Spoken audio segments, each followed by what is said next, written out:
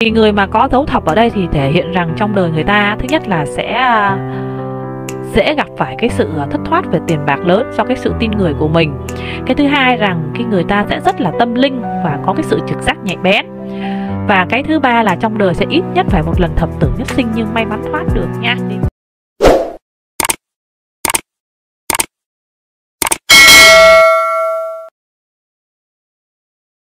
Xin chào các bạn, chào mừng các bạn đã quay trở lại với kênh Vận Mệnh Trong Tay, kênh chuyên luận chỉ tay chuyên sâu cho các bạn.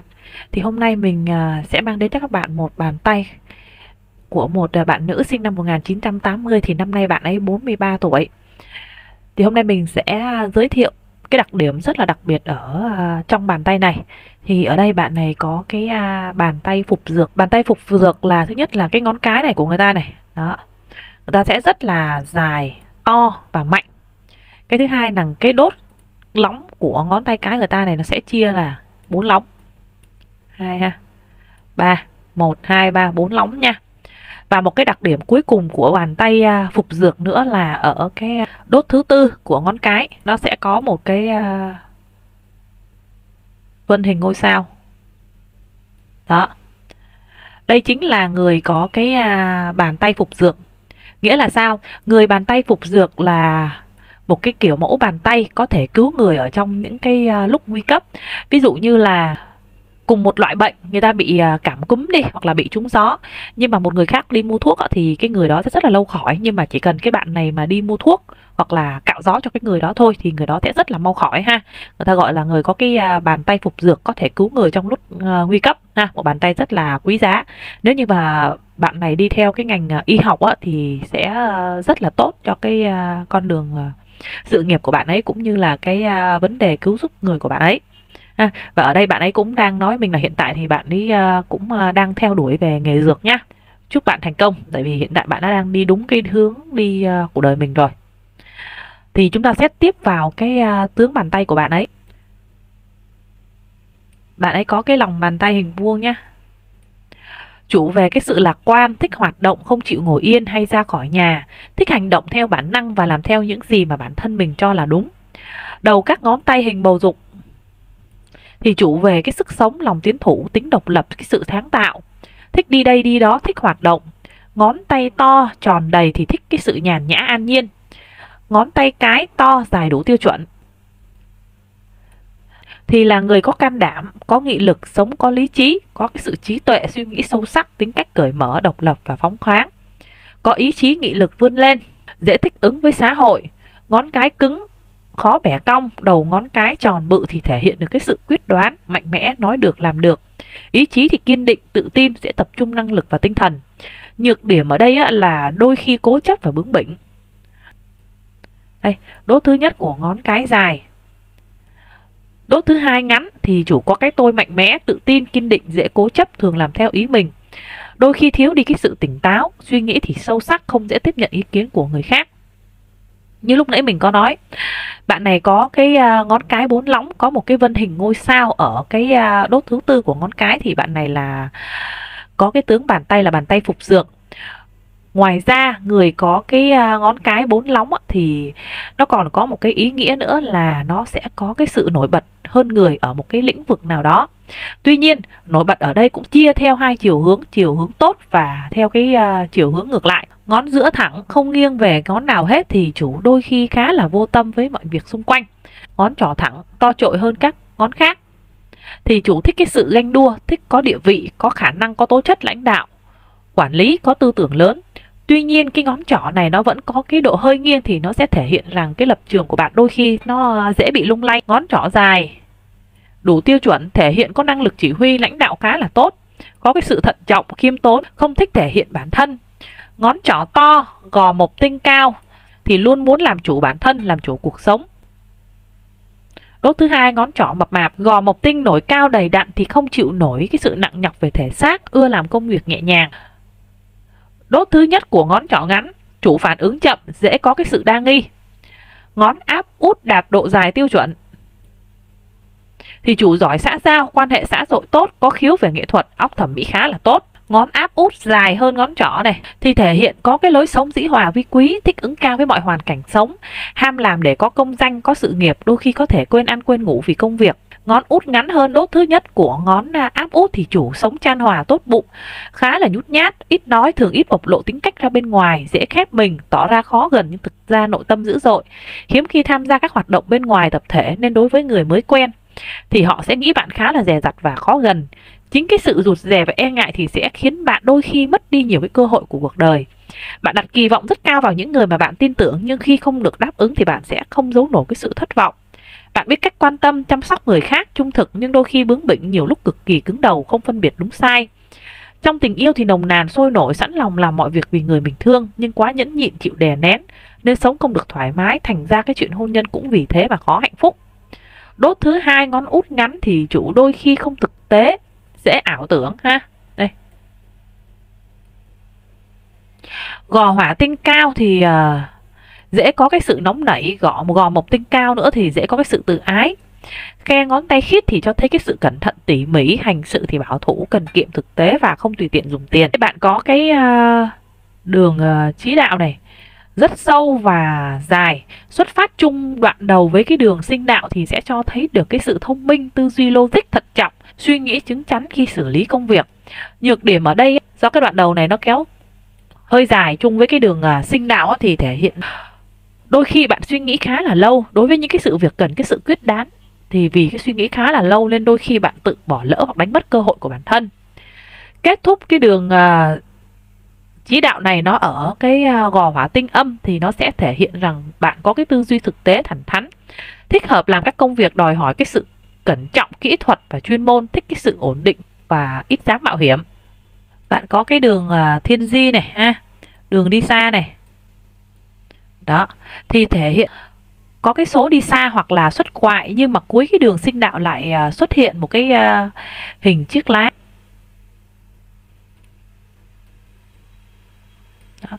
Nhưng mình đã nói rất là nhiều lần ở trong những cái bài trước rồi, đường sinh đạo mà nó xuất hiện cái hình chiếc lá như vậy thì chủ mình đi xa nhưng sẽ có cái sự trở về nha. Đường vận mệnh xuất phát từ cái đường sinh đạo đi lên thì sẽ thể hiện rằng bạn sẽ tự thân lập nghiệp nhờ vào cái sự nỗ lực và cố gắng của bản thân. Thì cái công việc chính của bạn nó sẽ bắt đầu từ những cái giai đoạn mà từ 28, 29 tuổi và bạn sẽ làm liên tục đến 33 tuổi đây ha. Đây, thì này, nó hơi có cái dấu hiệu mà chững lại nha, tại vì đoạn này nó bị mất. Từ 34 đến 35 tuổi thì bắt đầu sẽ làm đến khoảng chừng 45 đến 46 tuổi nha. Đây là ở cái giai đoạn này đây. Và từ 45 46 tuổi sẽ có một cái sự thay đổi nha, chuyển hướng sang một cái công việc khác này. Đây. Tuy nhiên cái công việc sau 45 tuổi này nó không tốt bằng cái công việc ở cái giai đoạn trước đó nha, tại vì cái đường này nó sẽ mờ hơn. Cái đường tiền tài của bạn xuất hiện từ khá là sớm.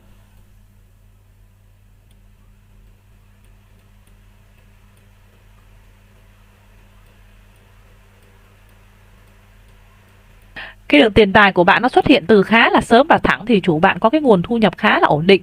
Từ 35 cho đến 45 thì cái nguồn tiền này nó sẽ có cái sự vào không có đều nha. Nó khá là mờ nên cái nguồn thu nhập của bạn nó cũng sẽ vào không có đều. Từ 45 tuổi trở đi thì đường tài lộc xuất hiện rõ nét và chủ sẽ phát về hậu vận này này ha. Nó có 4 5 đường này này. Gò mộc tinh của bạn rất là cao, đầy mà nó đóng những cái vân hình ô vuông này, thì thể hiện rằng sau này bạn sẽ có những cái tiếng nói hoặc là có những cái địa vị ở trong công việc nha. Mà kết hợp ở đây những cái đường mà đây,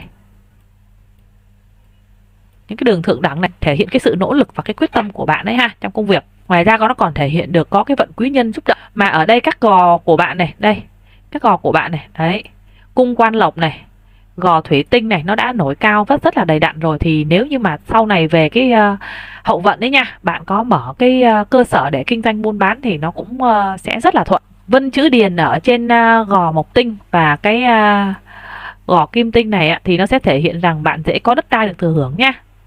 Đó, đây này.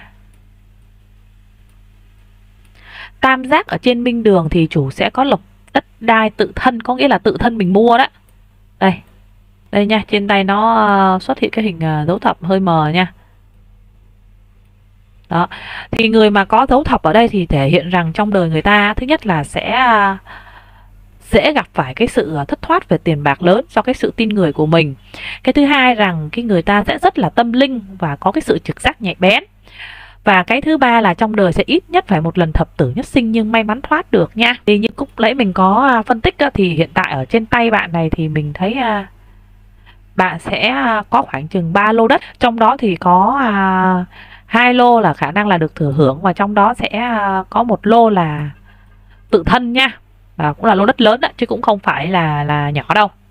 Thì vào các năm là 21, 24, 32, 36, 40, 41, 43, 45, 47, 48 thì sẽ rất là dễ xảy ra những cái sự thất thoát về vấn đề tiền bạc, nên bạn phải cố gắng những cái năm này mình hạn chế đầu tư hoặc là cho vay mượn nhé. Có một cái đường tâm đạo rất là rõ nét mà nó có cái độ cong đặt tiêu chuẩn thì thể hiện cái tâm tư tình cảm rất là chín chắn, thận trọng này, cởi mở, phóng khoáng và tự tin. Cuối đường tâm đạo lại rẽ 3 nhánh này thì thể hiện rằng bạn rất là biết cách thấu hiểu này, quan tâm và chăm sóc đối phương. Giai đoạn đầu thì nó xuất hiện này, những cái đường nhánh này nó cắt qua như vậy, mà trước cái năm 16 tuổi thì nó sẽ thể hiện rằng cái tâm tư tình cảm ở trong cái giai đoạn này nó sẽ có cái sự thất thường này, ngang bướng này, có cái sự nông nổi này. Ngoài ra còn xuất hiện thêm một số các những cái đường nhánh nó hướng xuống như vậy này. Đấy. Thì nó sẽ thể hiện rằng bạn sẽ có những cái sự buồn bã, phiền muộn hoặc là cái sự thất bại, chia ly trong vấn đề tình cảm nha. Mà ở đây bạn có 2 cái đường hôn nhân. Một đường hôn nhân thì dưới 22 tuổi và một đường từ 25 cho đến 30 tuổi, thì cái đường trên 25 tuổi nó khá là rõ nét. Nên nếu bạn kết hôn ở cái độ tuổi 25 trở lên thì nó sẽ tốt hơn. Tuy nhiên ở đây nó lại thêm một cái đường mảnh này này. Đấy. Nó khá sát với cái đường hôn nhân. 2 đường ha đây. Đó, chủ dễ có cái người thứ ba xen vào. Nên ở đây nếu 2 cái đường này mà nó càng ngày nó càng có cái xu hướng đậm lên thì rất là dễ trở thành hiện thực. Bạn cần phải nên chú ý hơn nữa đến cái người bạn đời của mình. Khoảng chừng 47, 50 thì cần chú ý dễ có cái khoảng cách giữa hai bạn. Tuy đôi khi cũng có những cái sự bất đồng quan điểm, nhưng mà nhìn chung thì cái đường tâm đạo của bạn nó rất là đẹp. Nhưng mà ở đây thì bạn lại không có cái số nhờ chồng, phải tự thân là nhiều. Cái ngón trỏ và cái ngón giữa của bạn này nó kề vào nhau thì nó sẽ thể hiện được rằng bạn nhận được nhiều cái sự quan tâm, yêu thương từ gia đình ruột thịt, và họ cũng rất là quan tâm với bạn. Tuy nhiên ở đây cái gò kim tinh của bạn nó lại xuất hiện cái vân tốn châm, thì nó sẽ thể hiện rằng ở trong gia đình anh em sẽ dễ có cái sự xung khắc, bất đồng quan điểm. Ngoài ra nó còn thể hiện rằng anh chị em dễ có người mất trẻ. Ngón áp út kề và nghiêng vào cái ngón giữa thì nó chủ rằng bạn nhận được cái sự yêu thương, quan tâm từ người bạn đời đối với mình. Người bạn đời rất biết cách thấu hiểu tâm tư tình cảm của hai bạn. Tuy nhiên ở đây hai người lại có cái xu hướng là ngang nhau, không ai bị lép vế so với ai trong cái cuộc sống hôn nhân. Tuy nhiên vì ngang nhau quá thì nên đôi khi hai người sẽ có cái sự khắc khẩu hoặc là bất đồng quan điểm. Ngón út to đầy đặn thì chủ con cái ngoan, tâm hướng về mẹ, nhưng do ngón út to trội thì tính con cái đôi khi nó khá là bướng, cần uốn nắn nhẹ nhàng, không nên quá mạnh mẽ thì sẽ dễ khiến bé có cái sự phản kháng. Ngón út có cái khe hở với ngón áp út thì chủ lúc nhỏ đôi khi bạn sẽ không có thời gian chăm sóc con, phải gửi con nhờ người khác chăm giúp. Tuy nhiên con cái khá hậu vận sẽ dễ nhờ con về vật chất. Bạn có cái đường sinh đạo rõ nét này, ôm cái gò kim tinh khá là lớn thì nó sẽ thể hiện được cái sức khỏe cũng như cái thể chất, đời sống tinh thần của bạn khá là tốt. Tuy nhiên ở đây thì bạn cũng cần chú ý đến các dấu hiệu bệnh. Thì thứ nhất là nó sẽ có liên quan đến dạ dày này, cũng chỉ nhẹ thôi chứ cũng không có nặng đâu nhá. Đại tràng này, hệ hô hấp này, có phổi nữa nha, có tim mạch này, huyết áp này, mắt nhá. Triệu chứng mắt này là nhiều khi làm việc ở trong trạng thái quá mệt mỏi đó. Đốt sống lưng này ha, chi đầu gối này, phải chú ý nha. còn có vấn đề bệnh về phụ nữ này. Ở đây thì bạn có cái bàn tay khá là đẹp, rất ít gặp những cái đường chỉ tạp thì thể hiện trong cuộc sống ít gặp những cái sự trở ngại và khó khăn. Thì ngoài ra bạn cần lưu ý giúp mình là những cái nạn trở ngại và khó khăn thì bạn sẽ phải trải qua thì nó sẽ vào các năm từ 3 cho đến 5 tuổi này. 9, 10, 12, 16 thì cái sức khỏe của bạn nó sẽ không có cái sự ổn định nha. 25, 34, 35 và 57. Đây. 57 nha, chú ý những cái mốc thời gian đó giùm mình. Trong các năm 22, 23, 25, 27, 30, 31, 33, 40, 50, 52 và 55 thì sẽ xảy ra những cái chuyện buồn trong gia đạo. Thì nhận xét chung về cái tướng tay của bạn thì bạn là người có cái bàn tay ít đường chỉ, là người khá là may mắn, ít phải qua nhiều những cái hoạn nạn và trở ngại trong cuộc đời. Hơn thế nữa thì bàn tay của bạn lại cũng thiên về cái bàn tay phục dược, mà bạn đang cũng lại đi theo về cái con đường dược, nên mình mong rằng bạn sẽ cố gắng hơn nữa trong cái bước đường phát triển sự nghiệp của mình để sau này có thể ra giúp đời, giúp cho những cái người có cái hoàn cảnh khó khăn, hoặc là những cái người đang gặp những cái vấn đề về sức khỏe ở trong cuộc sống.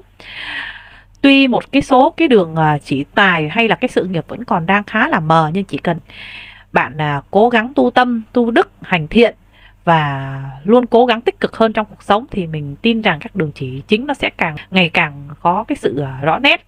Một lần nữa chúc bạn luôn gặp cái sự may mắn và thành công. Video của mình xin kết thúc tại đây. Cảm ơn các bạn đã chú ý theo dõi và lắng nghe. Xin chào tạm biệt các bạn.